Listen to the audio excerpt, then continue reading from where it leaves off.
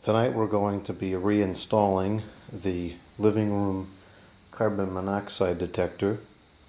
I'm not really a smoke detector person, but I know there's a lot of people that take an interest in these things. And plus this one's modern and common and run-of-the-mill, so it should get a whole ton of views because that type of stuff gets more views than something that's rare and vintage, which I don't understand. But anyways, this is a Kidde, I don't know how the heck you pronounce it. Carbon monoxide alarm and explosive gas alarm. So the story behind this one is when I had moved into the house, there was a propane stove over there, and I had started off the winter using that propane stove, and because I can't smell anything, my mother says I should have this in here because it would detect the gas, and that made good sense, so we got this, and if the stove leaked, hopefully this thing would have gone off. I ended up not using that stove for very long because it was not powerful enough for the room. It was going through way too much propane, and it just was not going to be practical, so I replaced it with the pellets. And I figured I would keep this because although there's no more chance of explosive gas entering the room, there is still the possibility that carbon monoxide would enter the room. Now I do have a second detector in here, which is up there, and that is a smoke and carbon monoxide detector. And now in theory, carbon monoxide is lighter than air, so we're going to plug this into the outlet near the floor, and people are going to say, oh, that's not going to work. The difference in weight between air and carbon monoxide is pretty limited.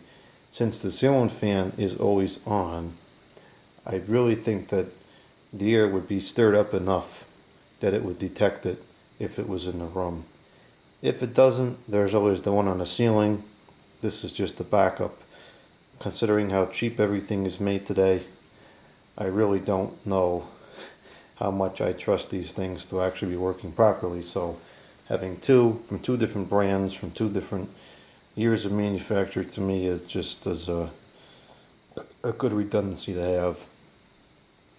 And I'm going to put it in here. I do have a boiler downstairs, but I think that this room is the most likely area to have a leak because the boiler runs very seldom, whereas the stove in here runs just about continuously through the entire winter.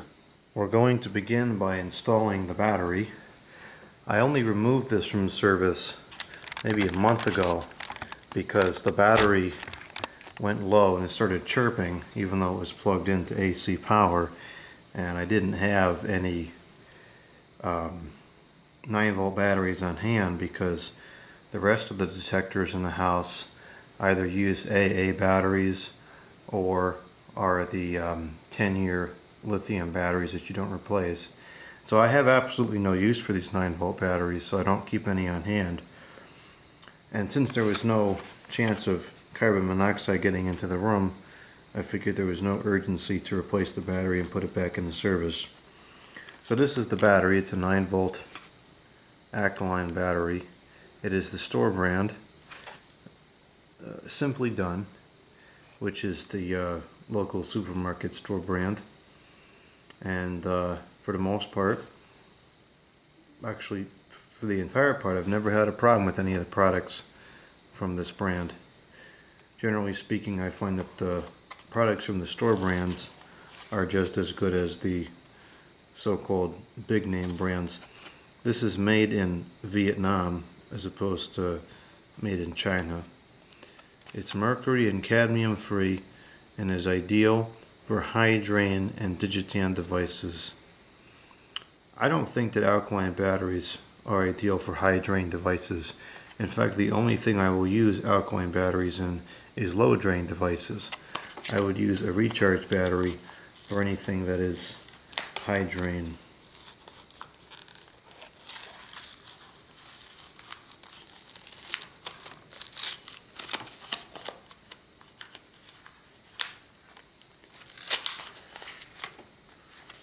Okay, here's the battery. The battery, let's see, distributed by Topco Associates LLC, whatever that is. I just hope that these don't come out of the same factory as stupid Duracell. This Duracell just constantly leaks and ruins things. So this doesn't expire until 2031. These only seem to last about a year, a little over a year in these things.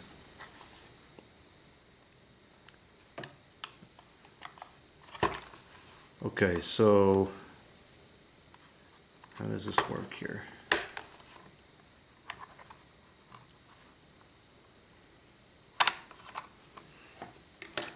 So we could actually take the plug out and mount this higher up on the wall, but I don't know where we would do that without it looking totally ridiculous. So I think we're just going to leave it at outlet level. This is where the battery goes.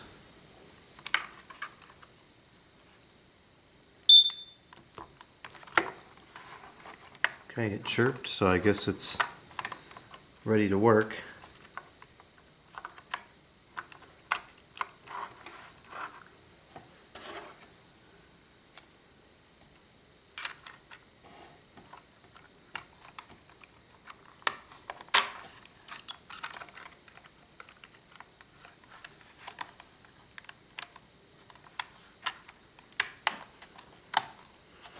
So there's the wall mount holes if you want to wall mount it. And it looks like, what is this? Does it have like a stand if you want to just sit on a table like that? I guess you could do that. That's kind of funny. I suppose I could do that and put it up on the windowsill or something. That might be a little better.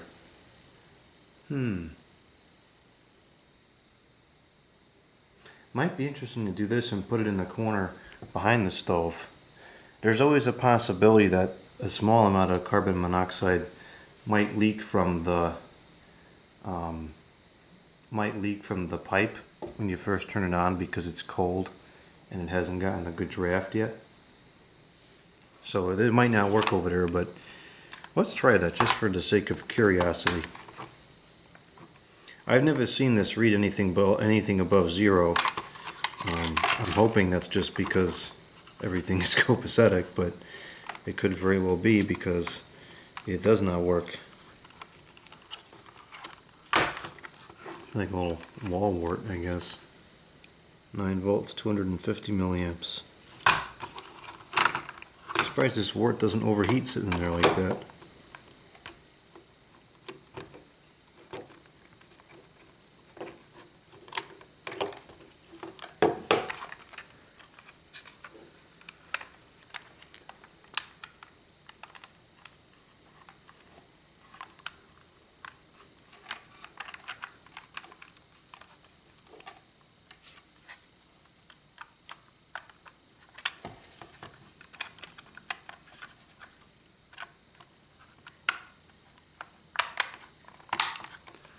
Alright, so this is all set up for tabletop use now. Cord is all knotted up here. Alright, let's take this over to the stove now.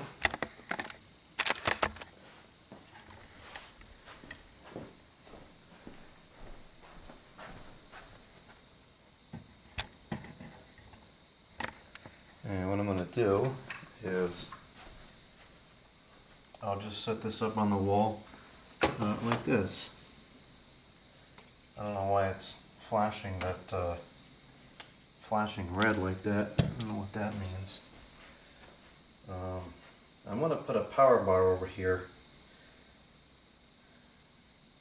I'm just going to go, should I get a new one? I guess I can, yeah, I'm going to go get a new one. A new ISO bar. Here we go. New power bar.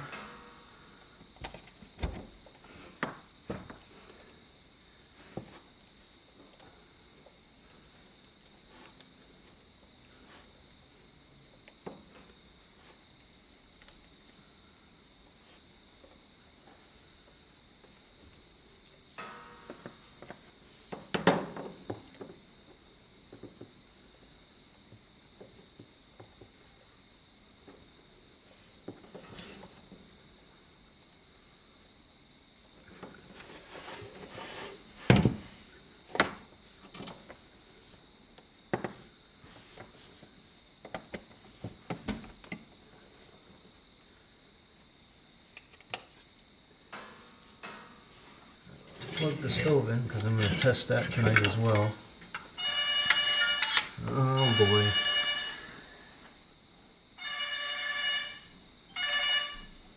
Hello? Oh gosh. Hey, Jordan. How you doing? Okay, take two.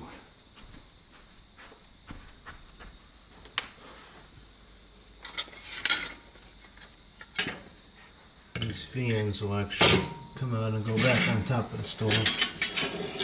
So those can just stay there for now. Plug in the stove and tie up the cord on that detector thing a little bit. Clean this area up.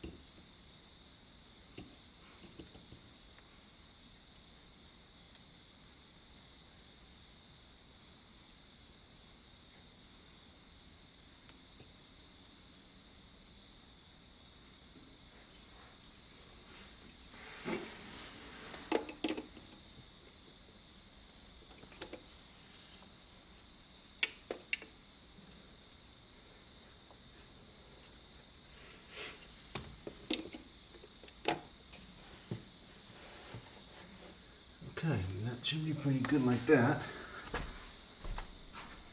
So that's where that thing will reside for now. And if we find that it becomes a problem, because it actually says in the manual to put it no closer than 15 feet from a potential source of CO2 or whatever, which seems kind of ridiculous to me, but we'll see.